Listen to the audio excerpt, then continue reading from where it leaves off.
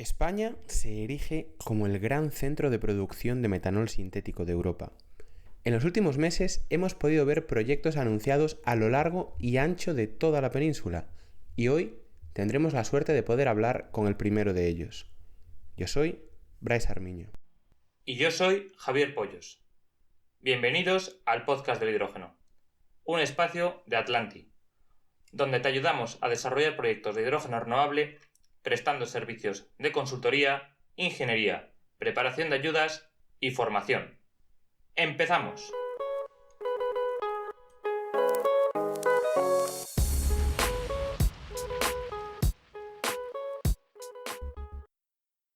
Tenemos la suerte de contar hoy en el podcast del hidrógeno con Diego Clemente, a quien ya hace mucho tiempo que teníamos ganas de traer por aquí. Diego, CEO y CTO de Zetaer Hub, bienvenido a nuestro espacio. Buenos días, muchísimas gracias, Bryce, Javier. Es un honor estar aquí con vosotros y soy un seguidor de vuestros podcasts, obviamente. Buenos días, Diego. El placer es nuestro por tenerte aquí con nosotros. Lo primero de todo, nos gustaría que nos contaras un poco más de ti y de la empresa a la que representas, a Zetaer. Muy bien, vale, pues con total humildad podemos decir así, ¿no? Por formación, que prácticamente, tanto en mi persona, ¿no? Como CEO e incluso mis socios, podemos decir que somos un poco advenedizos en este mundo, ¿no? Sin embargo, llevamos más de 5 años con el tema del hidrógeno y sus transportadores orgánicos, como en este caso nuestro proyecto, ¿no? Que es el metanol. Sin entrar mucho en mi figura, ¿vale? Pues yo soy CEO y CTO de la empresa. En breve dejaré de ser CTO, ¿no? Pues porque al ser director de varias empresas, ¿no? Tanto de arquitectura e ingeniería, ¿no? Que es otra de las empresas que tengo, otra de inteligencia artificial. Pero si bien es verdad que Zetaer Hub y todo lo que supone el proyecto NASCAR y la marca Zero Fuels, que es la que tenemos para combustibles sintéticos, absorbe el 100% de nuestro tiempo. Soy arquitecto de profesión, de titulación, pero sí que es verdad que siempre he sido muy tecnófilo, por así decirlo. Me han gustado mucho las tecnologías y he sido pues muchas cosas a lo largo de mi vida. Además de representante público sobre una época de mi vida, ¿no? Que me tomé una pausa para intentar ver cómo era el mundo de la política, pero ahora estoy 100% en la vida civil y en el mundo de la empresa, que es lo que siempre me ha fascinado y es lo que mi familia sufre por el poco tiempo que paso con ellos, pero esa es mi ocupación actual. El 80% de mi tiempo lo dedico a este proyecto del cual vamos a hablar hoy e intentaré explicar nuestra humilde visión. Un proyecto, el proyecto NASCAR, que es vuestro proyecto bandera, el proyecto bandera de Indezetaer, y por un poco ir por el principio, ¿no? Zetaer adquiere unos terrenos e instalaciones que ya existían en el pasado, allí en Almería, donde se sitúa este proyecto. ¿Qué os encontráis ahí? Y si os sirve desde un principio para lo que estáis promoviendo ahora, ¿cómo surge la idea?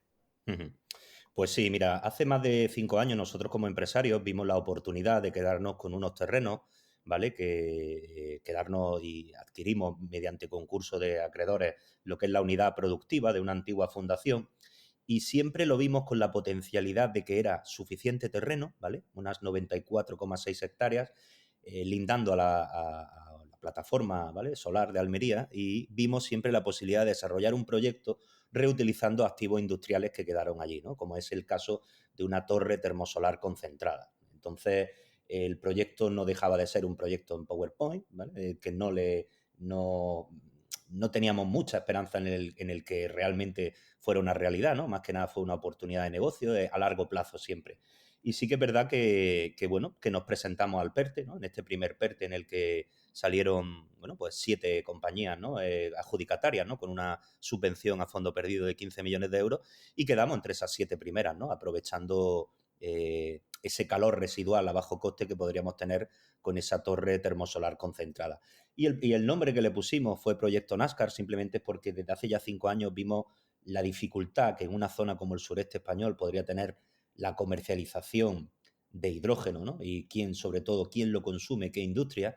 Ya desde hace 5 años tomamos la decisión de que nos íbamos a orientar a lo que son los transportadores orgánicos, esto que llama ahora a nivel de marketing en este mundillo las moléculas verdes, pues siempre nos decantamos por el metanol. De ahí que se llamara Proyecto NASCAR, ¿no? Porque la NASCAR, la competición norteamericana de vehículos, pues durante mucho tiempo usaba metanol puro, el llamado M100, como combustible. Y de ahí que lo llamáramos esta primera fase o este primer Qué proyecto bueno. piloto a escala industrial, proyecto NASCAR.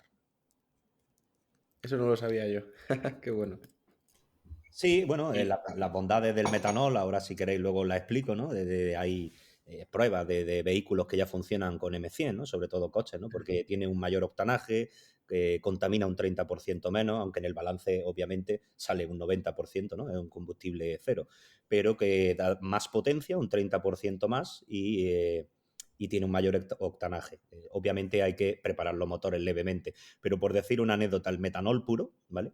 Eh, los coches que existen de etanol, tanto en Estados Unidos, Brasil como en Francia, los llamados flex fuel, tú puedes hacer una mezcla de 80 metanol y 20 gasolina normal y sin hacerle ninguna modificación al vehículo funciona. Aunque nuestro target no es de momento la movilidad, ¿no? Privada, ¿vale? Sigue siendo crear la materia prima para posibles combustibles sintéticos después, ¿no? Lo que llama la normativa RFNBO, pues orientado al mercado marítimo y a la Exacto. aviación. Exacto. Sí, pero de todos modos, por lo que yo tengo entendido, ya gran parte de la gasolina que consumimos, quizás no tanto en España, pero sí que ya lleva metanol también, tipo mezclada. O sea, Bueno, en no sé si realidad hasta 80-20, yo supongo que bastante menos, pero sí que ya lleva una parte de metanol sí, bueno, también. uno de los derivados del metanol, que es el hidrocarburo más sencillo que hay como materia prima para un montón de productos, ¿no?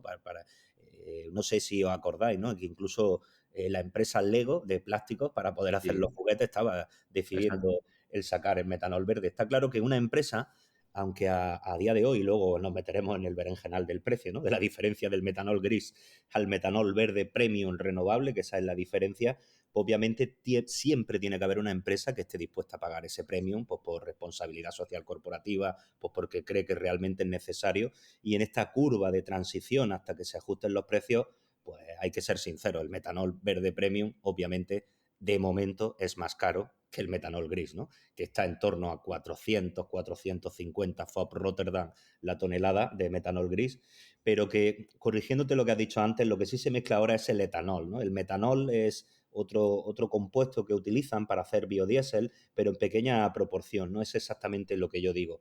Ha habido diferentes iniciativas, ¿no? Mezclar al 5, que es lo máximo que se permite en Europa legalmente ahora.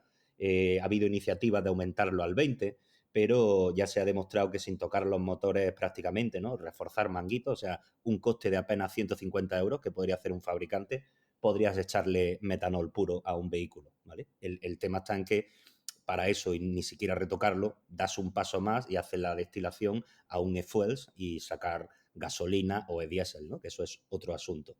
Nosotros nos quedamos en el paso de generar metanol como materia prima para que otra industria del tipo petrolero o que sea, pues haga el último refinado y destilación para poder sacar ese combustible sintético, ¿no? De ahí que hayamos orientado y generado la marca Zero Fuels, ¿no? Para que tenga cabida a todos los tipos de combustibles. De momento, esta empresa no tiene previsto en su pipeline cercano dedicarse a hacer el combustible sintético como tal, sino quedarse en el metanol y obviamente venderlo al por mayor para que otras empresas puedan o usarlo directamente como combustible, en el caso de marítimo, o usarlo como la materia prima principal para hacer SAF o e-diésel o e-queroseno o e-gasolina, combustible sintético. sí. Ahora entraremos en todo el tema de a dónde va a parar ese metanol y a qué precio. Pero volviendo al proyecto NASCAR, ¿no? Por seguir un hilo, ¿no? Comentabas de que fuisteis premiados, ¿no? Con el cadena de valor, 15 millones de euros. Uh-huh. eh, y fuisteis una de las primeras empresas en anunciar un proyecto de metanol renovable en España. Eh, ¿qué hicisteis diferentes o qué visteis ahí diferente para llegar a presentar este proyecto? Bueno, creo que antes lo he introducido un poco, es decir, nosotros no es que seamos negativos y pesimistas, ¿no? Pero todos sabemos la dificultad de transportar el hidrógeno y sobre todo el núcleo de producción tiene que estar cerca de donde se consume, porque siempre es más fácil transportar la molécula definitiva que no hacer inventos deslocalizados, ¿no? Y entonces, obviamente, funcionan los hubs, ¿no? De hecho, que no. Por eso uno de los nombres que adquirimos en la empresa es ZR Hub. Entonces vimos que en nuestras coordenadas, en el sureste español, era muy, muy difícil, puesto que no hay industria cercana y no iba a haber demanda. Entonces, no queríamos ser un proyecto más hace 5 años, que lo respetamos muchísimo, ¿no? En cuanto a movilidad sostenible, movilidad renovable cercana, ¿no? Queríamos dar un salto en un paso, hacerlo a escala industrial. Y nos decidimos, como dijimos antes, del metanol, pues porque siempre habíamos tenido detrás una MOU, ¿no? Con una petrolera en el que nos dijo que necesitamos un mínimo de producción, porque es que no he dicho el tamaño de esta primera fase. Son 36.500 toneladas de metanol. Para que os hagáis una idea, esa cantidad de metanol es aproximadamente, de ahí que dimensionáramos la planta de este tamaño, es el consumo medio que un barco nuevo de estos que se están encargando y que entregan en el 2027 las distintas navieras, es el consumo de un año solo, ¿vale? De aproximadamente el tamaño entre 15.000 y 16.000 teus. Es el tamaño, ¿no? del barco. Y por eso dimensionamos esta primera. Perdona, Diego, esto es Sí. increíble. O sea, esto nos permite ver que el desafío y el mercado al que nos enfrentamos es enorme. Una planta con todo lo que conlleva y acabaría descarbonizando un barco.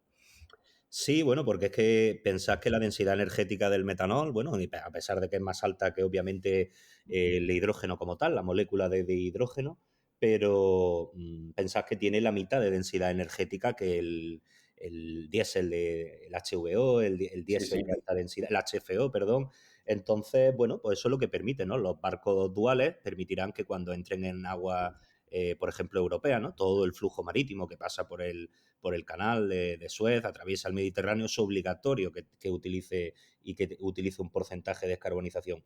Y ahora mismo, todos los pedidos que hay, aunque está muy bien, ¿no? El GNL, verás que los numerosos pedidos de las navieras a industrias chinas y coreanas son todos flex fuel para poder usar el metanol. Y entonces el diseño de los propios barcos de metanol, aunque se puede hacer retrofit, pues conllevan en el que llevan una mayor carga de combustible, pero sin embargo cumplen la normativa, ¿no? Ahí entramos en el cómo las operadoras tendrán 2 tipos de combustible, pero necesitarán un certificado para poder decir que mientras estoy en agua, en la IMO, ¿no? La Organización Mundial ya te obliga para pasar por determinadas zonas marítimas y poder mostrar los certificados de que durante un trozo está usando este combustible certificado.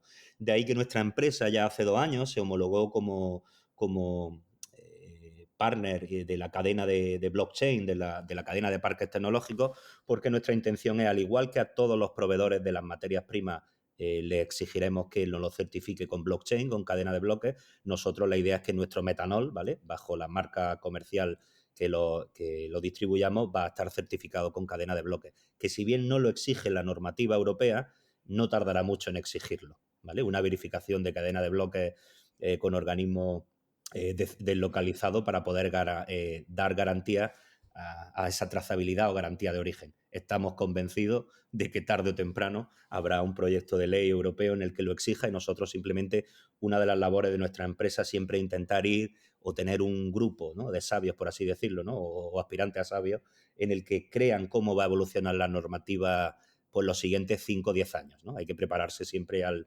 medio plazo. De hecho, una de las apuestas de esta empresa, y nos salió bien, es que apostábamos por los combustibles sintéticos porque estábamos seguros de que al final Europa regularía y no iba a prohibir exactamente los motores de combustión, y que siempre iba a dejar el eximente de usar combustibles sintéticos. Nos parecía pues que era mucho más fácil conservar toda la infraestructura que existe del combustible, puesto que manipular hidrógeno y transportarlo es muy difícil, como bien sabéis, ¿no? Tuberías, cero austenítico, estado de temperatura, mientras que el metanol, a temperatura ambiente, la infraestructura existe. Es igual que un combustible líquido normal, tipo gasolina, diésel, y ya existe la infraestructura, con lo cual apostábamos que siempre iba a haber un hueco para combustibles sintéticos, puesto que es mucha menos inversión, puesto que la infraestructura existe.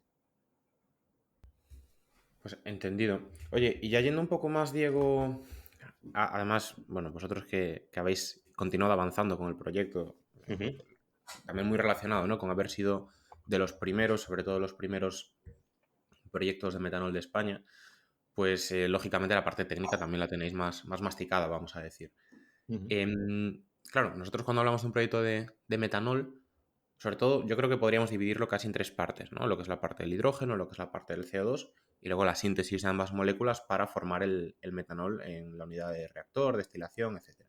Así es. Claro, nos encantaría que nos contaras un poco más cómo ha sido el dimensionamiento de estas partes. Y tú lo has dicho, ¿eh? Vosotros cuando recibisteis cadena de valor, los actos delegados no estaban todavía instaurados. Después sí que se han aprobado.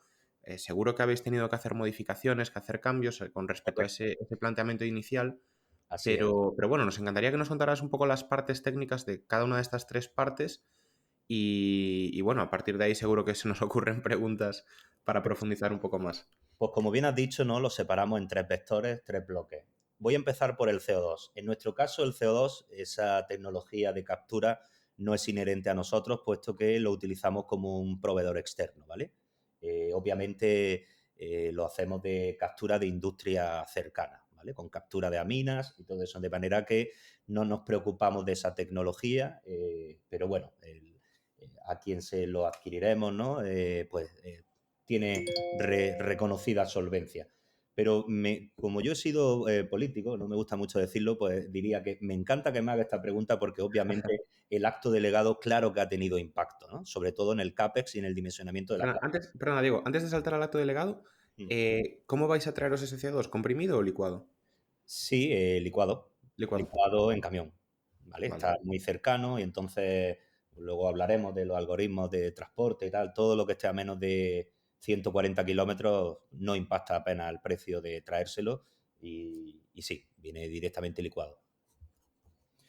Entonces, el acto delegado, cuando nos presentamos al PERTE, ¿no? Que, bueno, pues quedamos en buena posición que lo hicimos con ingeniería propia, en este caso, ¿no? Luego sí es verdad que contamos con el apoyo, ¿no? De técnicas reunidas para poder llevarlo a la realidad. De hecho, acabamos el FEL 1 hace unos poquitos meses y estamos inmersos en el FEL 2, que es donde ya la incertidumbre del CAPEX se disminuye y es donde se está entrando ya en dimensionamiento. Como bien sabéis, ¿vale? La parte de metanol, que no es menor, pero es una tecnología relativamente que se conoce, ¿no? Desde hace tiempo. Químicamente es igual, ¿no? Lo único es que, bueno, pues la mayor importancia o el peso que se lleva es el López de la electricidad, con lo cual lo importante aquí es la electrólisis. ¿Cómo afecta el acto delegado 27 al dimensionamiento de la planta? Pues con todos los condicionantes, al final hemos llegado con distintas simulaciones en el que nos trae más a cuenta, a pesar de aumentar el CAPEX, aumentar el CAPEX en electrólisis, en potencia instalada. Pensad que nosotros nos presentamos al PERTE con 3 unidades Siemens de Silicer 300 de 17,5 megavatios, en el que sumaban 52,5, porque en los balances de masas que habíamos simulado y que existen en las distintas bibliografías, con eso, rindiendo un número de horas, iba a ser suficiente para generar las 7.200 toneladas de hidrógeno que se necesitan, pero luego vimos que para cumplir el acto delegado era mejor aumentar esa potencia de electrólisis para poder hacer un buffer, ¿no? De hidrógeno y poder alimentar la planta de metanol. ¿Qué pasa? La electrólisis PEM, como bien sabéis, relativamente pues, se puede encender y apagar bastante rápido, ¿no? Para poder ajustarte a la hora que necesitas para poder cumplir y que sea un RFNBO. Pero la planta de metanol no. La planta de metanol buscamos un licenciatario que fuera lo más flexible posible, ¿no? Que incluso bajara por debajo del 30% de la carga, ¿no? De factor de producción, de cómo lo alimentamos. Y al final nos vamos a mucha más potencia de electrólisis, aumentando el CAPEX. Pero misteriosamente, obviamente, baja el OPEX a largo plazo y salen los números según hemos visto la simulación. Si bien aumenta el CAPEX de inversión, porque nos vamos a más potencia, ¿vale? No quiero decir un porcentaje, ¿no? Pero más o menos, en 30 o 40% más de potencia de electrólisis. El LCOM, ¿no? El coste nivelizado del metanol, que es una derivada directa del LCOH, del hidrógeno, Sí. pues se ve muy beneficiado al tener más potencia. Con el consiguiente, pues menos desgaste de los stacks, al tener más potencia, menos horas de funcionamiento, no entran en carga, las tienes en batería y puedes funcionar con 4 unidades. Bueno, ya he dicho que necesitamos más, o con todas a la vez, en función de adaptarte a la curva horaria. Porque lo que vimos era que la mejor forma de hacer la simulación era contar, que ahora entraremos con eso, es contar con qué paquete de energía, ¿no? Porque tú puedes decir, no, a mí que lo que me gustaría, que un proveedor me diera 8.000 horas de energía 24/7. Obviamente eso es imposible. Sí. Entonces tienes que dimensionar la planta en función a la energía que tengas. Y en nuestro caso, por eso tenemos una gran superficie, aspiramos a tener el mayor porcentaje posible en autoconsumo directo, obviamente para bajar el coste, ya que nos impacta el OPEX de la electricidad. Pues me voy a mojar, pero aproximadamente lo tengo aquí delante, un 72,36% del... Aproximadamente, ¿no? Sí, sí, porque lo tengo delante aquí. Es lo que impacta en el coste unitario de producción del hidrógeno. ¿Vale? Se lleva el 90% del consumo eléctrico. Y estamos hablando de 420, un gap entre 420 y 430 gigavatios hora año. Claro. Y aquí entiendo, Diego, que vais a solar, sobre todo, ¿no? Sí, pero ojo, 60% solar, 40 eólico. ¿Vale? ¿En autoconsumo también o a través de red? No, en autoconsumo no tenemos. Ah, vale. Eso sería, ¿no? Esas son una de las cosas que luego intentaré contar del algoritmo geoestadístico que tenemos para decidir ubicaciones. El autoconsumo directo es solar, ¿no? Por esto de que tiene que estar cercano y que estamos en Almería, una de las zonas con mayor irradiación solar, excepto algunas coordenadas de Tenerife. Estamos en un sitio muy privilegiado, pues obviamente nuestra fortaleza es aprovechar el mayor número de horas sol en conexión directa para no tener que hacer PPAs virtuales o en la menor cantidad posible para no pagar los peajes de red y que nos baje esa 11, 14 euros. Aunque toda esta simulación, advierto que aunque estamos a plazo de llegar a la fecha del 2027, de entrar en producción, los algoritmos de predicción de medidas de PPAs, ¿no? Si bien es verdad que están anunciados perfectamente la estadística de la Comisión Nacional del Mercado y la Competencia, todos los algoritmos de predicción que utilizan las grandes compañías y fondos de inversión, ¿no? Por no dar publicidad a los dos algoritmos que existen, pronostican una bajada de los precios del PPA, ¿no? Bastante, ¿vale? Con lo cual puede que eso ayude un poquito, ¿no? Un poquito.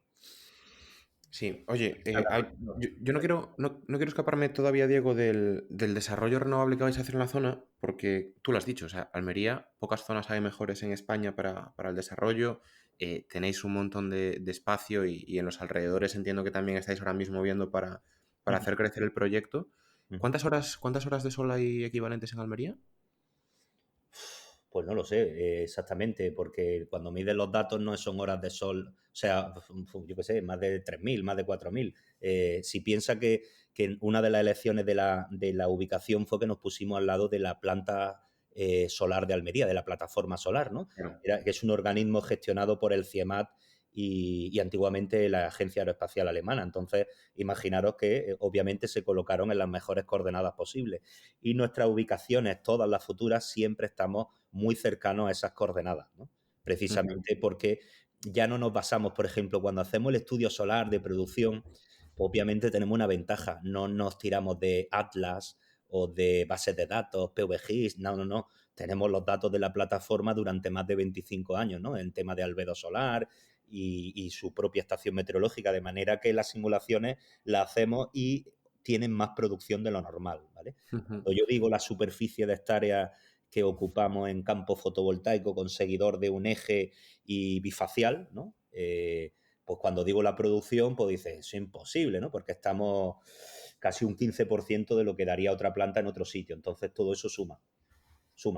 Poco a poco, todo lo que contribuya a un menor coste medio del megavatio hora, obviamente, impactando tanto en el coste unitario de producción, y ahí está el reto, ¿no? De hecho, la idea de usar el calor residual de la torre es precisamente para evitar un menor coste energético en la parte del metanol, ¿no? Ya del metanol. Claro, porque aquí podría decir una pequeña interrupción. Cuando el proyecto empieza a ser tinte de ser bancable, pues obviamente mi proyecto original, ¿no? Y el de mi socio era hacer el SOEC a alta temperatura. Es lo que estaba pensando yo, digo, problemas para el calor. Claro, pero obviamente cuando uno llega a quien presta el dinero y todo eso, pues dicen, hostia, no vayas a ser el primero, a pesar de que humildemente fuimos unos visionarios. En China ya hay proyectos que están usando termosolar concentrada como apoyo a la electrólisis, pero no queríamos ser los primeros, puesto que tiene un paso más de riesgo tecnológico y entonces muchísimo más sencillo pues, utilizar ese calor que tenemos en la torre, almacenarlo en hormigón, ¿vale? Y Ujú. ir suministrándolo a las calderas de la parte del metanol entre 200 y 250 grados, pues porque en la torre generamos 1000 grados, ¿vale? Imagínate, 900 Sí, grados de temperatura. Entonces, pues a pesar de que la parte de consumo eléctrico de la parte de metanol no está en torno entre el 15 y el 18% del total del consumo, pues obviamente todo lo que consiga hora sol y todo lo que consigamos con el almacenamiento de hormigón, suministrarle calor externo, las calderas, que tienen que ser alimentadas por energía renovable, obviamente, menos consumo de eléctrico, menos impacto en el coste de producción. Para que hagáis una idea, y aquí ya me mojo y digo el coste de producción, que me gustaría que la gente lo dijera, yo siempre que voy lo digo, todo el mundo ya lo sabe, nosotros venimos diciendo lo mismo. Siempre damos gap, ¿no? Porque todavía hay incertidumbre, ¿no? En función al CAP y reajustes, pero todo el mundo sabemos que el coste de producción a día de hoy, o por lo menos de un tamaño de nuestra planta, no lo sé, plantas descomunales gigantes, porque la escalabilidad afecta mucho, pero en nuestro caso está entre 976 y 1.008 euros la tonelada el coste unitario de producción en ese gap. Y bajar esos euros, pues obviamente hace que luego tenga la TIR o el IRR seleccionado para que el proyecto sea bancable y atractivo y un precio de venta competitivo, ¿no? A pesar de que ahora el metanol todavía no es una commodity y con lo cual vas a hacer proyectos, contratos con off-takers cerrados, ¿no? A un mínimo exacto. de 15 o 20 años, puesto que es la vida útil de un motor cuando haces un retrofit. Entonces, nosotros, nuestro primer proyecto no va a ser hacer trading con él y bunkerizarlo, no, va a ser machear un contrato y para que dé la garantía y la bancabilidad esta primera fase. Exacto. Es que al final, una cosa que muchos han dejado para el final es eso que has comentado ya 2 veces, que es la bancabilidad de un proyecto. Sí, sí, lo es Y todo. hoy en día, por muy bonito que sea y por mucho que creamos que esto va a ser un mercado líquido, eh, conviene asegurarse un off-taker de calidad y también, bueno, un tecnólogo de calidad que de eso hablaremos después. Uh -huh. Volviendo a 2 temas que has comentado antes, Diego, te quería preguntar también, porque ya que tenéis tan buen recurso, que yo eh, creo que estará sobre las 3.000 horas en Almería, porque más o menos es lo que hay en las mejores zonas de España, ¿no? Em, Ahí vosotros sabéis, no sé si aquí ya has entrado o esto es cuestión de la ingeniería que os lo esté haciendo, pero hemos escuchado que hay muchas empresas planteando un parque fotovoltaico, digamos, al uso, con una orientación sur para maximizar la generación, o incluso otras haciendo pues, planteamientos más tipo este-oeste para aplanar esa curva fotovoltaica y poder tener los electrolizadores funcionando pues, más tiempo, ¿no? ¿Esto lo habéis visto? ¿Todavía no? ¿No os corresponde a vosotros? Bueno, sí, claro, nosotros damos la idea y luego la ingeniería es la responsable de hacer la optimización. Los campos fotovoltaicos que nosotros planteamos son seguidores solares de un eje que va norte-sur siempre. Norte-sur. Entonces giran sobre un eje y además son bifaciales, puesto que el albedo solar, ¿vale? Y la cantidad de reflectancia que hay vuelve a incrementar mínimo otro 10% la generación, de manera que nuestro planteamiento son placas bifaciales. ¿Vale? Vale. Y después, del calor de la torre que comentabas, que ahora podemos entrar un poco más a hablar del metanol, Mm. em, o sea, ¿os da de sobra el calor que genera esa torre para la destilación del metanol? A ver, en cuanto a temperatura, sí, en cómo se distribuye, no. Y esa, por así decirlo, este es nuestro punto más de innovación de que se pueda alejar de otro proyecto tipo de metanol, ¿no? Entonces, la verdad es que esto se trata, ¿no? De decir, hacer una inversión y hacer un esfuerzo en ingeniería de crear un campo de heliostato a norte, que tiene una cierta ocupación, ¿no? Pero si algo nos sobra es terreno. Entonces, el, podemos conseguir en el mejor de los casos 12 horas de aporte de calor externo, que eso no significa que linealmente reduzca el 50% del consumo de lo que serían las calderas eléctricas para generar la temperatura. Las calderas siempre tienes que tenerlas, por si acaso no hay días que no puedo alimentar ese calor. Con lo cual el CAPEX nuevamente se duplica, ¿no? O sea, me refiero, se Ujú. duplica esa parte, se incrementa, porque tú tienes un backup de seguridad de que sigue estando las calderas y tiro de renovable cuando no haya la temperatura suficiente, pero un montón de horas día al año, el que te baje esa parte del consumo 15%, ¿vale? Que no es poco, como hemos dicho, como impacta tanto el OPEX en el precio unitario de producción, pues lo voy a hacer así mentalmente, 63 por el 20%, pues sí, estamos hablando de un ahorro de casi 10 gigavatios hora. Gigavatios año. Entonces, al precio del megavatio, pues ya te puedes hacer una idea de cuánto es lo que ahorra en OPEX anual de electricidad y cómo lo amortizaría, ¿no? La curva de la vida útil de la planta. Hacer una inversión de 3-4 millones de euros más en CAPEX, pues en el año 5 ya ha amortizado ese exceso de CAPEX y 10 gigavatios de ahorro es muchísimo. Pues sí, muy interesante, la verdad, una ventaja que tenéis ahí. Y ya también siguiendo con cuestiones un poco más técnicas y volviendo a los actos delegados, con esa variabilidad, ¿no? que nos introducen en cualquier proyecto. Yo quería, bueno, lo has dejado caer, pero también para que quede de una forma más explícita, ver cómo hacéis, cómo afrontáis, ¿no? ese almacenamiento que tenemos que tener. Has dicho también que vais a aumentar la cantidad de electrolizadores, la potencia, vamos a decir. Por tanto, entiendo que va a haber mayor almacenamiento de hidrógeno en fase gas, pero Así es. también que os habéis ido a plantas de metanol más adaptables o más modificables en cuanto al rango de funcionamiento con respecto a su potencia nominal. ¿Esto es porque también estáis incluyendo ya pues, ese almacenamiento de metanol crudo, por ejemplo, dentro de las plantas para darle mayor flexibilidad desde ahí? ¿O simplemente vais a jugar con la flexibilidad desde el almacenamiento de hidrógeno y el metanol va a estar de una forma completamente nominal, tanto reactor como torre de destilación? Pues lo segundo que has dicho. Nos sale más a cuenta almacenar y tener buffering de hidrógeno. Porque la planta, en la elección del licenciatario, ¿vale? Hemos conseguido un licenciatario Tier 1 para nosotros, después de hacer el riesgo, y además que lo habéis tenido hace poco, ¿no? ¿Vale? Lo habéis tenido hace poco, ¿no? Y Ya me entonces, acuerdo quién es, ya. ¿vale? Bueno, es Topsoe, ya está. Sí, y obviamente pues fue nuestra elección porque tienen un rango más flexible y el truco está en alimentar la planta y obviamente pues bajas la cantidad que le suministras y por eso nos obliga también a otro exceso de CAPEX respecto a los nominales y el típico balance de masa y energía que uno hace al principio cuando el proyecto no se ha metido a darle realismo, ¿no? A esta ingeniería de detalle que estamos, si Dios quiere, terminaremos en breve, pues obviamente la parte de hidrógeno está lista, ¿vale? Ahora hace falta que la parte de metanol final case para poder darle una vuelta de tuerca. Y como bien sabéis, los licenciatarios pues colaboran contigo con una serie de gastos de ingeniería en común y en ello estamos. Por eso estamos inmersos en el FEL 2, en terminología FEL, ¿no? Que como bien vosotros sois ingenieros lo sabéis, pues no sé cuántos proyectos en España estarán así, pero nosotros humildemente pues vamos despacio, pero, pero sin pausa, ¿vale? No en ningún momento hemos notado que el proyecto haya parado. Siempre hay una novedad, Los proyectos son difíciles, ¿no? Como bien sabéis vosotros, ¿no? Y siempre hay algún sobresalto, ¿no? Pero gracias a Dios con el gran equipo humano y el apoyo de que al final nos hemos rodeado, porque nosotros no dejamos de ser una pyme, ¿no? Hay que ser realistas.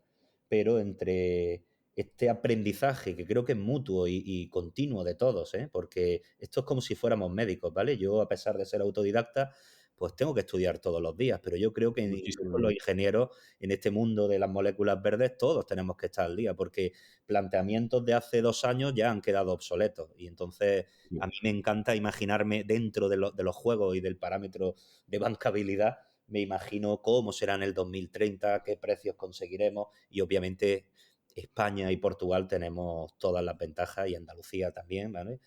Muchas zonas de poder ser un actor relevante en este mundo, ¿no? De las Sí, moléculas sí. verdes. Además, con respecto a lo que comentas, yo creo que pocos sectores hay en los que intervengan más disciplinas que en el hidrógeno y, por tanto, pues más normativas, más procedimientos, etcétera, etcétera. Desde ambiental hasta eléctrico, ley de aguas, vas a vender al consumidor final, tienes que saberte, pues tú lo has dicho antes, ¿no? Las normas que saca la IMO, las normas que saca Europa para la industria marítima, después te vas a la química, pues un poco más de lo mismo. Por supuesto. Te requiere estar al día en todo, en De todo. hecho, claro, requiere equipos multidisciplinares. Aunque recurra a ingenierías muy válidas, siempre hay que tener equipos de todo tipo. Ya no hablo de legislativo y de comercio internacional, ¿no? Que eso es cuando llegue, eso las grandes empresas lo tienen, ¿no? Pero estoy de acuerdo contigo. Por eso nosotros, y además esto es un dicho muy manido que lo habréis escuchado, es decir, nosotros en un principio podemos decir que desde hace 5 años, ¿vale? Aunque 4 con más ímpetu, por así decirlo, vamos solos, ¿no? Y entonces así llegamos muy rápido, pero obviamente si queremos llegar lejos tenemos que ir acompañados. Y es una cosa que se habla mucho en este mundo. Creemos que debe de haber una colaboración, ¿no? Para vencer esta resistencia inicial de este aprendizaje o esta curva de aprendizaje que alguien la tiene que pagar. Entonces, hay dos opciones. O que lo haga una empresa con recursos propios y tenga mayor o menor éxito, porque yo noto que en el mercado o en el mundo del hidrógeno hay cierto miedo a ver quién es el primero que se mueve, a pesar del volumen descomunal de potencia y de expectativa económica que hay. Entonces, la única solución es la colaboración. Colaboración entre empresas, colaboración entre agentes del conocimiento, instituciones, universidades, y obviamente parte de esta curva de aprendizaje pues tiene que ayudaría, ¿vale? Aunque si bien el CAPEX no lo es todo, ayudaría esta ayuda a fondo perdido que está viendo que de momento son cortas, ¿no? En nuestro caso, estos 15 millones, pues es que no llegan ni al 10% de, del total de la inversión, ¿no? De esta primera fase, ¿no? Entonces, si los proyectos quieren posicionarse primeramente, no estoy yo tan seguro que el CAPEX ayude. Quizá tendría que haber medidas que favorezcan el OPEX, ¿no? Aunque suele ser extraño, pero no nada extraordinario, ¿no? Una cosa tan sencilla como eliminar los peajes de red para que los PPA virtuales sean más competitivos y que dentro de esa binding zone, que es toda la península ibérica, pues no tengamos el impedimento de pagar un peaje de red y que estén exentos solo y exclusivamente, si queremos apostar por esta tecnología, los RFNBO, o sea, dígase, producción de hidrógeno y derivados. Por ejemplo, lo suelto, la idea que no soy, la llevo pensando mucho tiempo, pero no me la he escuchado yo a mí solo, lo he escuchado a más gente. Porque interesa más ayudar en el OPEX que en el CAPEX. Sí, sí. Y ahora que comentas lo de las ayudas, lo de los 15 millones, nos surge la duda si estas características de estas convocatorias, ¿no? Con las restricciones también para desarrollar el proyecto en un tiempo limitado, como son 36 meses, si os va a suponer un problema o lo tenéis todo bajo control. No. Y además, obviamente, nos consta de que no hemos sido los únicos que hemos pedido prórroga. Obviamente, por así decirlo, como bien habéis dicho, las bases de esta concurrencia competitiva eran teóricas sin tener en cuenta las futuras legislaciones que salieran en cuanto a producción de energía, ¿no? De hecho, las mismas bases obligan que el 100% de la energía tenía que ser renovable, más allá del acto delegado, y nos consta de que no hemos sido los únicos que hemos pedido prórroga. De ahí que la entrada en producción pues sea un año después, por así decirlo, de lo que prevén las bases de este concurso. Nos consta que no somos los únicos que hemos pedido un año de prórroga y ¿Y la obviamente prórroga está concedida? sí. Vale. ¿Vale? Lógico, pues por Sí, por los la cambios de virtualidad, normativa. claro, ¿vale? Y a ver cuántos proyectos se lanzan, ¿no? Porque obviamente a nosotros que somos una pyme, ¿no? Y éramos la única pyme entre las grandes multinacionales, pues claro que nos viene bien, ¿no? Esa ayuda de 15 millones, pero para una gran empresa, pues bueno, también un aliciente, ¿no? No le viene mal, pero que no es el motivo diferenciador que diga de que si siguen adelante con el proyecto o no, ¿no?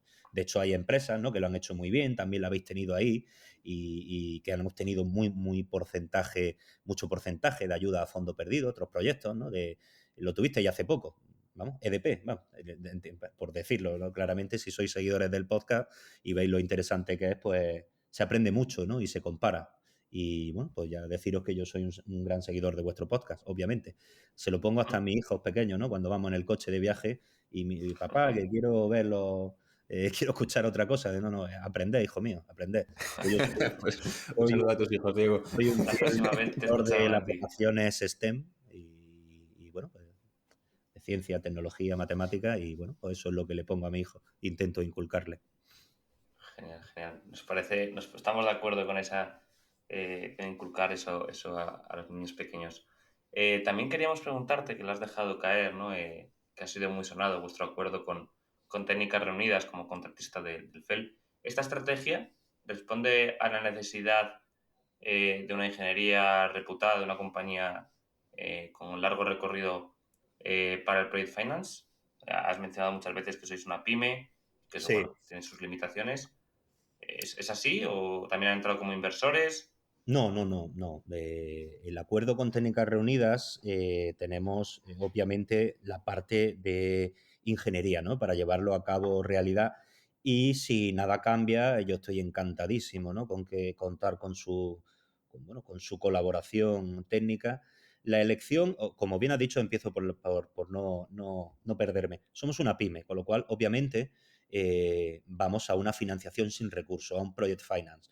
Volviendo al tema tan importante de la bancabilidad, obviamente, tú imagínate, si mi propia empresa de ingeniería concurrimos al PERTE y en puntuación técnica de proyectos, ahí está, publicado, nos quedamos los segundos en puntuación técnica, a lo mejor con mucho esfuerzo, incluso nosotros podríamos haber hecho esa propia ingeniería, pero tienes que, dentro del poco expertise que hay, ya no hablo en proyectos grandes de metanol, de hidrógeno, perdón, hablo de metanol.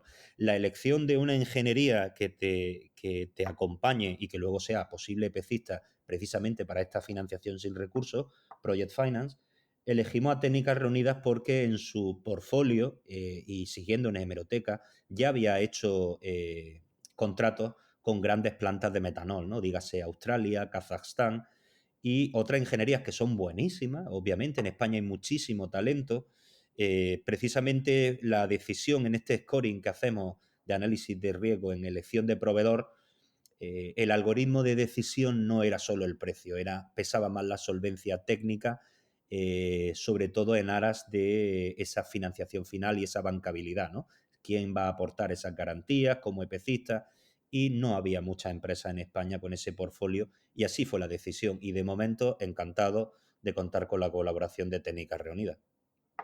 No sé si te he respondido, creo que sí, Sí, sí, sí, sí, sí, sí. pero que ese es el motivo, ¿no? De decir, Vale, perfecto. es un Y luego proyecto también, complejo y luego quien presta el dinero, ¿no? Pues es muy miedoso y necesita una empresa con músculo, con solvencia. No solo vale la capacidad intelectual del desarrollo del equipo de ingeniería, sino obviamente otras cosas que van rodeando a una compañía de ese tamaño y obviamente el expertise. Como bien sabéis, plantas de metanol a día de hoy funcionando, que yo sepa, hay dos en China, ¿no? Grandes, del grupo Yeli, de estos que fueron cuando compraron la tecnología a Carbon Recycling International de Islandia. Y entonces, pues es muy difícil acceder a eso. Entonces, plantas de metanol grandes funcionando a día de hoy no hay. Entonces, se plantean muchísimos retos, ¿no? Por ejemplo, la formación. Nosotros que creemos en nuestra empresa la formación profesional dual como uno en plan análisis de riesgo, una de las cosas que nos preocupan, además de quién lo ejecuta, quién lo mantiene y quién lo opera, uno de los puntos débiles de este asunto, y creo que todos coincidimos, es la formación. De ahí que nos hayamos planteado financiar una cátedra de hidrógeno en la universidad cercana a nuestras instalaciones, ¿no? Porque nos va a hacer falta mucha gente competente. Y de momento todos estamos en aprendizaje y necesitamos gran cantidad de profesionales para operar y mantener esas plantas. sí, ahí la verdad que estamos totalmente de acuerdo en cuanto a la formación y en cuanto a los profesionales que se van a requerir. También te queríamos preguntar por tema normativa, tema afecciones. Claro, lo has dicho ya, lo has dejado caer, actos delegados. No sabemos si ha habido alguna otra afección o alguna otra cosa que os haya retrasado o impedido conseguir permisos debido a que la normativa todavía está un poco ahí en el aire. ¿Dónde habéis encontrado ahí el mayor obstáculo o estáis encontrando? Pues en un principio, ¿no? Siempre hemos tenido, pues porque imaginaros, hay parte de la normativa que no es tan clara. Entonces la decisión cuando haces el proyecto, más allá de números, sino incluso ya te metes en ingeniería, en diseño, en layout, ¿vale? En medidas, no solo en capacidad de producción, energía, coste, suministro, departamento de presupuesto, cuánto está el mercado, vamos a proyectar precios, no. Cuando te metes más en la parte de ingeniería o más que se puede asimilar a la parte de diseño de espacio físico real que ocupa. Como hay parte de la normativa que no quedan claras y de momento, pues con un permitting está la famosa planta ¿no? de esta que iba para hacer Fertiberia, ¿no? Y Iberdrola.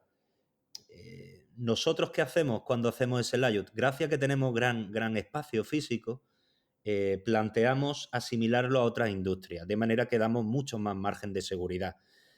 No quiero desvelar el melón, ¿no? Porque entonces eso es propiedad, ¿no? de nuestro esfuerzo, pero para que hagáis una idea, ocupa más superficie esta planta de huella física real de la que nos imaginábamos.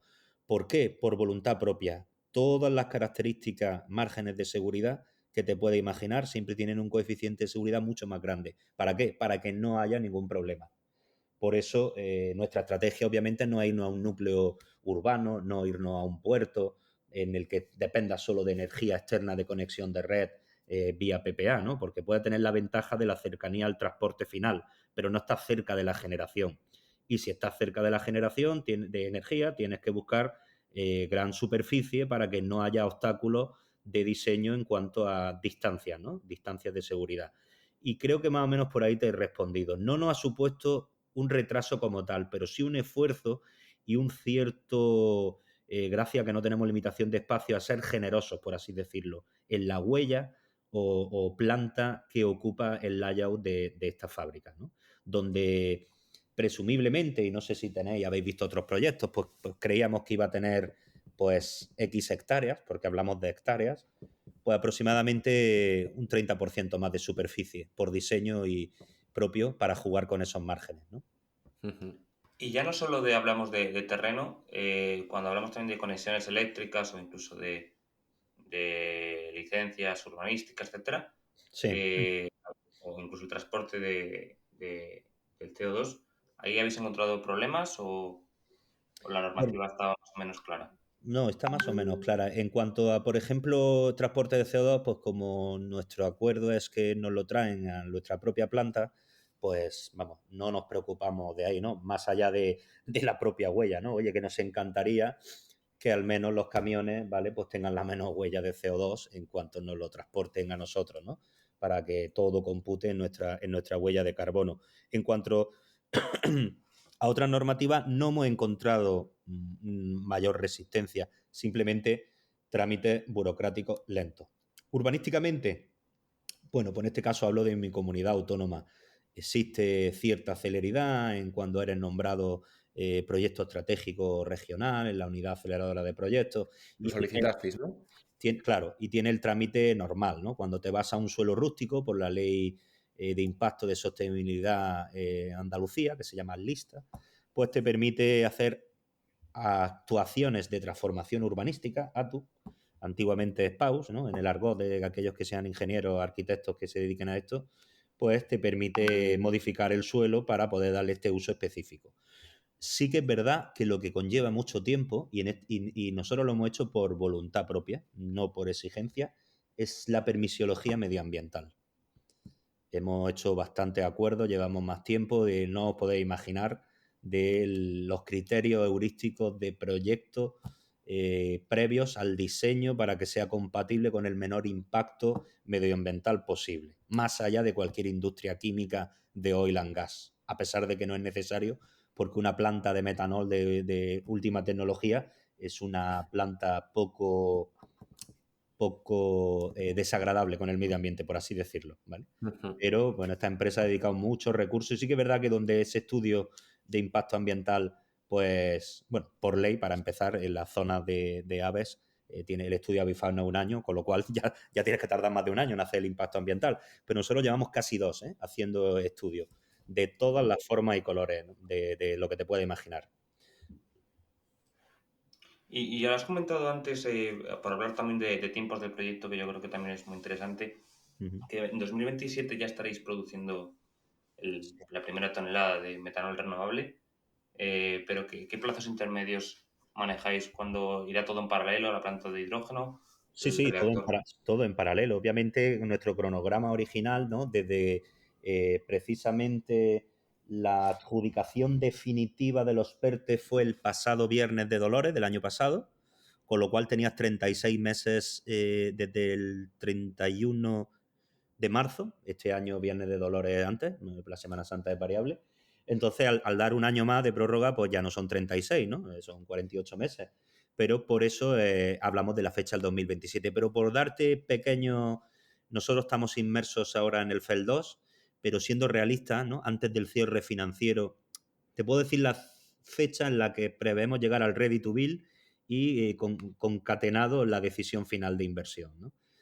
Creemos que estamos a unos 12 meses a día de hoy, marzo, 12 meses para tomar la decisión final de inversión, que es cuando está ready to build y todo listo y cerrado. Sí que es verdad que la ingeniería de detalle la podemos acabar mitad del verano, mitad de este verano. Aprovecho cuando me escuchen los compañeros de la ingeniería que ya, ¿vale? Le acabo de mandar el mensaje, decir, ¿vale? Julio, antes de que llegue agosto, sería una buena fecha. Con lo Claro, cual, lo que se dice en el podcast del amortiguas. hidrógeno, Diego, queda ¿Cómo? como fecha COD directamente. Sí. No, hombre, el COD de la planta, el commissioning, pues yo espero. Bueno, ya sabemos, ¿no? A lo largo del 2027, ¿no? Primer Q de 2027, lo más tarde.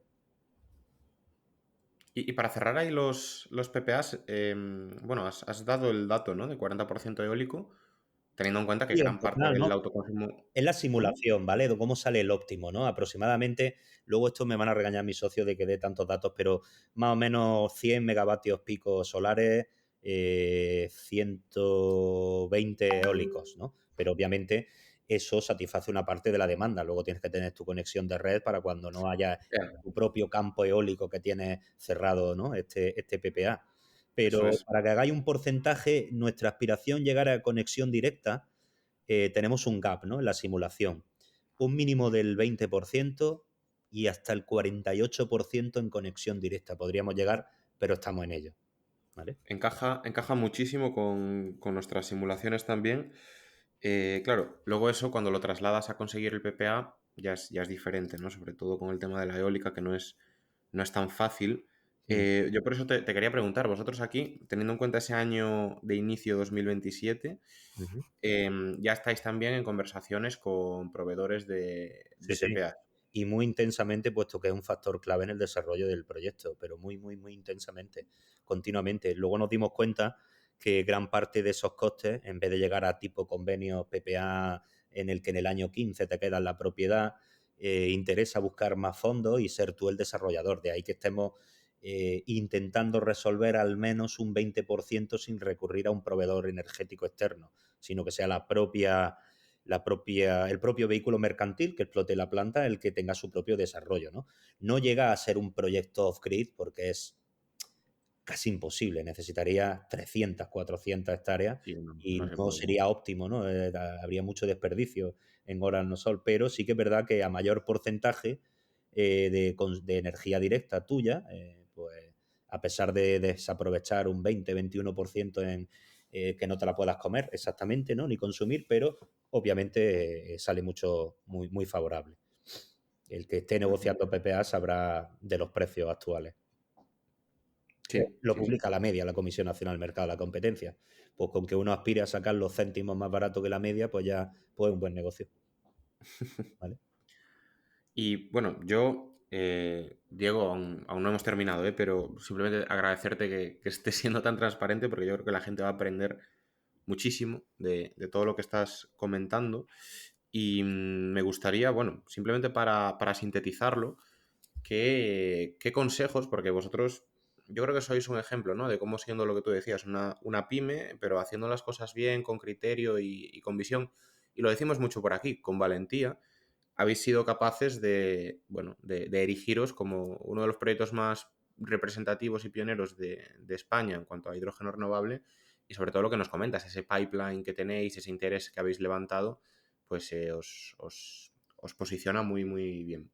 ¿Qué consejos das tú al sector que podríamos decir ha estado bastante parado, bastante estático en los últimos años en cuanto a lanzarse, pues a avanzar en esas fases de ingeniería, en esos permittings medioambientales?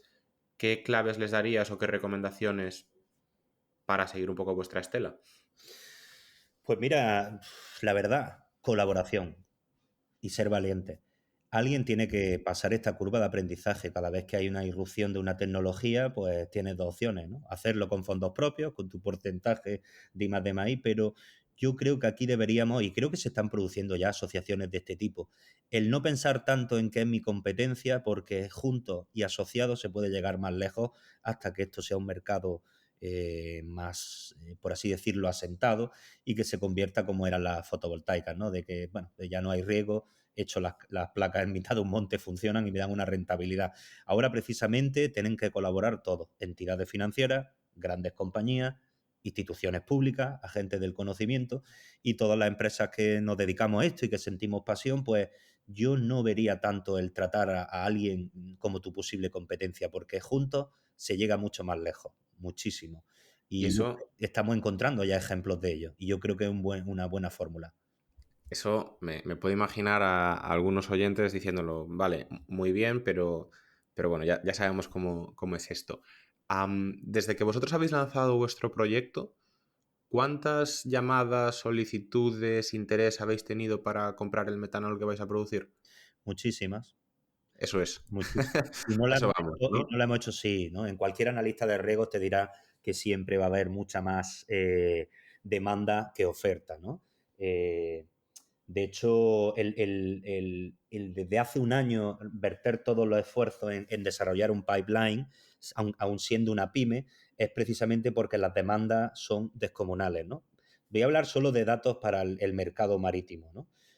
Nosotros tenemos ahora una solicitud de más de 4 veces las necesidades de producción, y eso ya os dije cuánto era el consumo equivalente de un barco, pero para deciros, esta es la hemeroteca, no voy a desvelar nada. 2 millones Maersk, 1 millón CMA, CGA, todo esto es la península ibérica de metanol, ¿vale? Y ahora tú sumas todos los proyectos que hay, entonces no da, no da. Va a haber mucha más. Entonces, empresas interesadas en saber costes, oye, ¿y a cuánto lo vendería? Y obviamente nosotros tenemos, ¿no? Para presentarte a la concurrencia competitiva del PERTE, tienes que presentar una MOU, ¿no? Sí. Pero menos mal que nunca la hemos hecho vinculante, puesto en la última parte que cerraremos para el cierre financiero como tal es hacer vinculantes las distintas soft contracts preparados que tenemos y negociaciones para vender el metanol, ¿no? Pero yo voy a insistir en esto que has dicho. O sea, el haberos lanzado, el haber asumido cierto riesgo creyendo en este mercado, ha hecho no solo que, es que tengo que gastar muchos esfuerzos en ir a buscar off-takers, es que han venido a vosotros Sí, sí, interesados, demostrando que correcto. esa demanda existe y bueno, no sabes lo que nos alegramos, Diego, de que, Sí, de que esa valentía haya sido tiene premiada. empresas, ¿no? Incluso ahora, ¿vale? Por temas legislativos, hay cierto interés no solo en la industria marítima, ¿no? Sino para hacer combustibles sintéticos, ¿no? Porque, por ejemplo, el mercado alemán, pues tiene bastante apoyo, ¿no? A sus refinerías para hacer, y obviamente la principal materia prima es el metanol. Con lo cual, sinceramente, ¿no? Y esto cualquiera que esté estudiando en serio un proyecto de metanol verá que el problema no es vender el metanol, ¿vale? Hay otra serie de complicaciones como cualquier proyecto que es difícil, ¿no? Cuando lo lleva a la realidad, que no es un PowerPoint, no es un proyecto Greenfield, sino que ya empieza a pedir precios, a ver cuánto cuestan las cosas de verdad, cómo te trae el agua, los costes de transporte, te incluyen en el precio y luego el precio de la energía. Pues bueno, todo eso son una especie de mimbres para poder hacer el cesto final y que tienes que llegar el momento en el que los tensas todos juntos para formar la cesta. Y nosotros creemos y afortunadamente esperamos ser si no el primero, de los primeros project finance de proyectos de hidrógeno barra metanol que se hagan en España. No estoy hablando del primer proyecto, sino el primer project finance que se cierra. Y eso dará la experiencia necesaria para que otras pymes, otras empresas mucho más grandes que nosotros, se animen a tirar a este modelo, obviamente, y no arriesgar todo su porcentaje en fondos propios.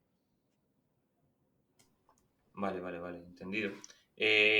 Por también tener una cosa clara de estos off-takers que comentas, a falta de cerrarlo y a falta y sin necesidad de que nos cuentes datos concretos, este tipo de negociaciones se llevan o llevan aparejadas un coste del metanol en función de su huella de carbono o es un producto único. Correcto. eh, Tú puedes hacerle dos partes. Cuando haces tu primera simulación financiera, sabes tu coste unitario de producción, tiene un cierto margen de incertidumbre, proyectas en tu modelo económico una TIR, un IRR que satisfaga a todos los socios e inversores, un modelo de negocio sostenible, devolución de deuda en su correcto plazo y te da un precio de venta. Pero sí que es verdad que haciendo proyecciones a futuro, ¿vale? Todavía no es una commodity, existen dos modelos de negocio. O bien machar un contrato y vender el 100% de la producción en un contrato a precio cerrado en el que indexes la variabilidad a una proyección del IPC, la inflación o incluso a una parte de la evolución del mercado del crédito ETS, puesto que es totalmente transferible, ¿vale? Pues de ahí hablamos de lo que hablamos antes del blockchain y en función a quién sea el off-taker final, ¿no? Si es una refinería en Alemania, obviamente no solo se beneficia del crédito ETS a cuanto esté, sino que además tiene un premium del gobierno federal alemán. Entonces depende, ¿no? El mecanismo de fijación de precios final, hay una parte fija, pero es decisión de la empresa en el que tú digas, oye, pues una parte la cierro en el que me da la devolución de la deuda y una parte de mi rentabilidad y otro porcentaje juego a cómo esté el mercado, ¿no? A la fluctuación de que en cuanto empiece a haber cantidad de metanol verde premium renovable, pues obviamente empezará un trading y empezará a convertirse en una commodity. Eso ya es una decisión empresarial. No estoy diciendo qué es lo que vamos a hacer, pero que creo que he hecho un análisis de cuáles son todas las posibilidades. Depende de cada modelo financiero. Pues es otra cosa que queda pendiente, yo creo que para la mayor parte de los proyectos también, saber cómo definir esto, porque nosotros aún estábamos estos días también hablando, bueno, mucho de tema de fijación de precios del hidrógeno y demás. Y claro, lógicamente el hidrógeno no lo vas a vender ni siquiera por lo que te cuesta a ti, ni por lo que te cuesta a ti más la rentabilidad que le quieras sacar, sino que sobre todo es por lo que el cliente, el consumidor esté dispuesto a pagar, ¿no? Y eso solo sabe cuantificarlo el cliente. Luego tú, pues por una serie de proyectos o cruzándolo lógicamente si tienes rentabilidad o no, pues lo venderás o no lo venderás. Pero el cliente es el que va a fijar este precio y es el único que realmente sabe cuánto le impacta, ya no solo en todo esto que has comentado, Diego, sino que yo también creo que una cosa muy importante, lo hemos comentado al inicio de la llamada, ¿no? Por ejemplo, Lego, es que, por ejemplo, la cuestión de marketing, para una empresa externa es imposible de valorar. Pero para una empresa como Lego, decir que sus piezas son completamente renovables, o para una empresa como Inditex, que su ropa viene impulsada por combustible sostenible, eso es algo difícil de medir para ellos, imposible para nosotros, ¿no? Exacto, pero que siempre hay empresas que en esta primera parte más allá de cumplir normativa, que ya hay ciertos cupos de cumplir, siempre hay empresas que están dispuestas a pagar ese premium Desde por luego. responsabilidad social corporativa. Te puedo poner ejemplos de Desde luego. acero sostenible, pues lo mismo, ¿no? Siempre habrá un cupo de este mercado en el que haya empresas que estén dispuestas a pagar ese premium, ¿no? Si antes yo no he dicho el precio de venta, simplemente dije el coste de producción del metanol, que todo el mundo que esté estudiando sabrá que en números gordos está en torno a 1.000 euros, ¿vale? Ya yo dije un gap más. Pues obviamente, y el precio de venta te saldrá en función a la rentabilidad que quieras meterle, ¿no? A cada modelo de negocio y cómo quiera hacerlo. Pero algo que está en función a donde lo adquieras al doble que FOB Rotterdam de origen gris, pues alguien dirá en su cuenta de resultados, oye, una pequeña parte de este porcentaje lo Claro. pago al doble, pero cumplo con mis criterios de responsabilidad y creo en la descarbonización. Pues porque se pueden hacer las dos cosas, se puede ganar dinero y se puede ayudar a no contaminar, ¿no? Y al cambio climático, claro que sí. Entonces estoy totalmente de acuerdo contigo, que eso depende de cada empresa, pero obviamente lo que tenemos que es andar los pasos para que en los siguientes años deje de ser una excepcionalidad y tengamos independencia energética en Europa apostando por la tecnología del hidrógeno, sus derivados, transportadores, 100%. y en ello estamos todos, ¿no? En este 100%. apasionante mundo. Desde hace 4 o 5 años, no solo nosotros, sino vosotros y otra mucha gente, joven y no tan joven, está involucrada en este apasionante mundo de las moléculas verdes. Sí, señor, sí, señor. Y oye, ya dos preguntas que te las voy a mandar juntas, porque una yo creo que ya la has contestado, Ujú. que es si el consumo que estáis viendo del este metanol es local o internacional, y también yo creo que la otra la has dejado que era al principio, si tenéis pensado algo adicional con este metanol, como pues hacerle un upgrading o lo que sea, pero bueno, hemos entendido que no, ¿no? Que simplemente de momento la molécula y... Mm. Bueno, voy a empezar por la última porque me apasiona mucho. Yo soy un gran aficionado a las carreras, ¿no? Y a los coches, ¿no? Antes hablamos de por qué se llamaba Proyecto NASCAR. Como decisión estratégica a día de hoy, ¿no? A marzo, a como estamos, a mediados de marzo, eh, no tenemos pensado el seguir, ¿no? A pesar de tener una marca para ello y quedarnos simplemente en el metanol. Hicimos una pequeña prospección porque tecnología MTG, Methanol to Gasoline, pues bueno, pues no hay muchas, ¿no? Aunque hay algunas de universidades, pero comerciales, viables, vuelvo a lo mismo, que sean bancables, pues no hay muchas, ¿vale? Te podría decir que en un análisis de riesgo, siempre hablo de esto, ¿no? Porque yo mismo he sido mi primer filtro de análisis de riesgo antes de exponerlo, ¿no? a analistas externos. Pues puede haber dos, uno norteamericano y otro norte-europeo.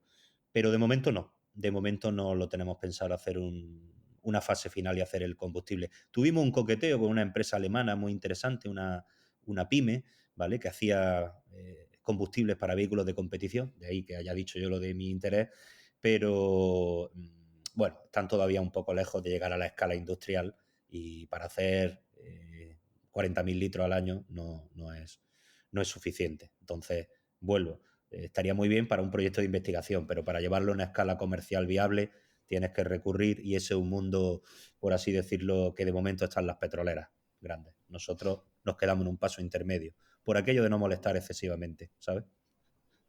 Y no intentar tocar todos los palos. Y la otra pregunta, perdona, Sí, Javier. era si era local o internacional ese No, sí, consumidor, pero sí, bueno. internacional. Vale. Como lo venda, pues eso es lo mismo, ¿no? Puede que obviamente puede que el traspaso, ¿no? Sea en territorio nacional, pero obviamente el consumo se produce fuera, ¿no? Y con lo cual la entidad que finalmente te lo compra tiene un domicilio que no está en España.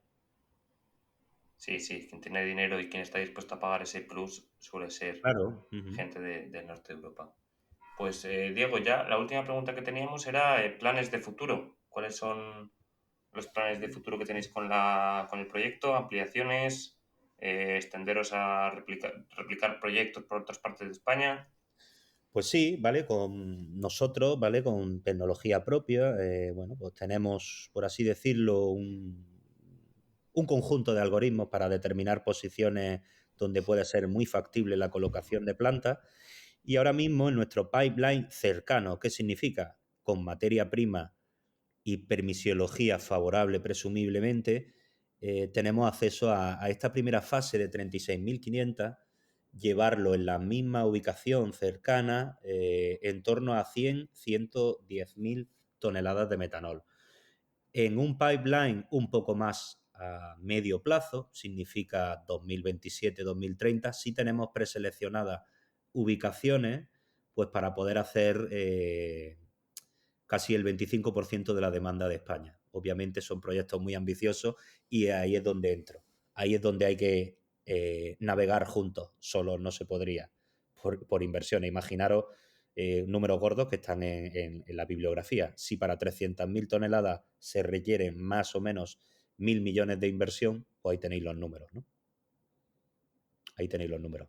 Pero que la demanda a partir del año 2027 y a partir del 2030 va a haber siempre mucha más demanda que oferta, a no ser que bastantes proyectos de hidrógeno ahora se reorienten a metanol y bienvenido sea. Yo no lo veo en ningún momento como competencia. Creo que la colaboración es fundamental.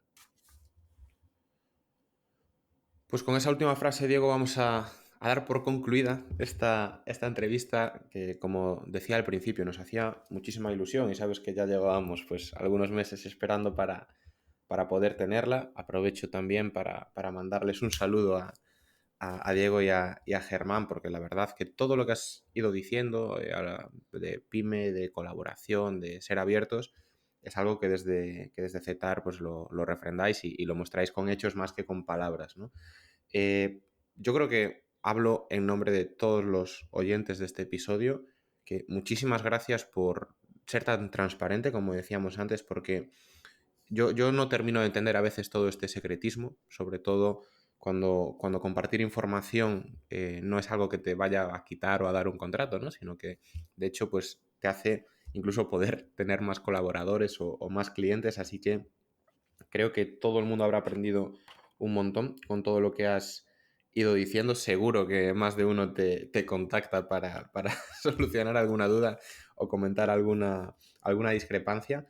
Pero, Diego, no podemos hacer más que darte las gracias a ti, a Zetaer, y sobre todo emplazarnos a futuros episodios para ir comentando el desarrollo de este y muchos otros proyectos que vais a ir desarrollando por toda la península. Así que por nuestra parte no nos queda más que desearte, o desearos, mejor dicho, la mayor de las suertes y que nos volvamos a ver pronto. Muy bien, muchísimas gracias, Bryce, Javier. Fíjate que la única, no sé cuánto tiempo tengo, siempre, que yo soy muy seguidor de tus podcasts, siempre preguntas, ¿dónde te ves en un futuro? La única pregunta que me preparo y no me la haces. ¿Vale? Pues te la lanzamos, Diego. ¿Dónde te ves en un futuro? Pues no me veo no solo en mi empresa, sino me encantaría dirigir un departamento de innovación para poder invertir muchísimo dinero y en dar pasos agigantados, ¿no? En este mundo. Y no tener que estar anclado a la rentabilidad simplemente, sino dirigir algún departamento técnico de una gran multinacional en el que no Con le fondos duela. suficientes para poder hacer cosas, ¿verdad? Correcto. Y no estar anclado a la parte económica, que bien como CEO necesito hacerla, pero mi parte de arquitecto, ingeniero, la que me encantaría disponer de fondos ilimitados para investigar. Ya sé que Pues... es muy difícil, pero bueno, como todo el mundo está dispuesto a soñar, y digo, la única pregunta que me he preparado no me la hace, así es donde yo me veo. ¿Vale? Es la pregunta que hacemos siempre, pero Despiche mío, sí. un placer, Diego, tenerte, agradecerte, como ha dicho Bryce, y deseando escuchar nuevas noticias de vosotros pronto. Encantado, un placer. Y nada, aquí me tenéis para, si Dios quiere, informar de nuevas noticias y nuevos proyectos. Un abrazo, Diego. Y hasta aquí ha llegado el capítulo de hoy, en el que hemos contado con Diego Clemente, de la empresa INDEZAER, a quien agradecemos enormemente todos los datos y la transparencia que ha mostrado con su proyecto bandera, el proyecto NASCAR de producción de metanol allá en Almería. Esperemos que os haya gustado y que nos acompañéis durante los próximos podcasts, ya que es mucho lo que tenemos y queremos contar. Dadle a like y suscribiros para ayudar a que este podcast crezca. Todas vuestras valoraciones serán bien recibidas en el correo elpodcastdelhidrógeno@gmail.com o en los comentarios de las principales plataformas. Un abrazo grande y hasta la próxima semana.